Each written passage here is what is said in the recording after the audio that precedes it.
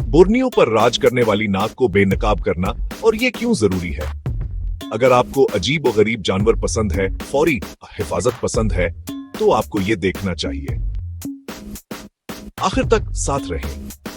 प्रोबोसिक्स बंदर निसालिस लार्वाट्स सिर्फ बोर्नियो में रहता है। नरों की बड़ी नाक वो हलती है, वो वाकई असली है।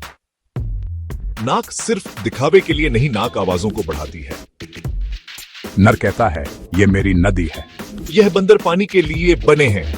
झुली वाले पाँव, बड़ा पीठ पतों के लिए बेखौफ तैराकी की महारतें, ये सब मिंगरूबंदियों को उनकी शाहराहें बनाती हैं। दरख्तों के ऊपर आराम कर नापते और फल खाना, आबी गुज़रगाहों पर तैरना समाजी जिंदगी एक ड्रामा है। ग्रुप में गालिब नरहार मबनाता है। माधावर बच्चे सोशल निजाम चलाते हैं। नर इलाके की हिफाजत के लिए धाड़ते हैं।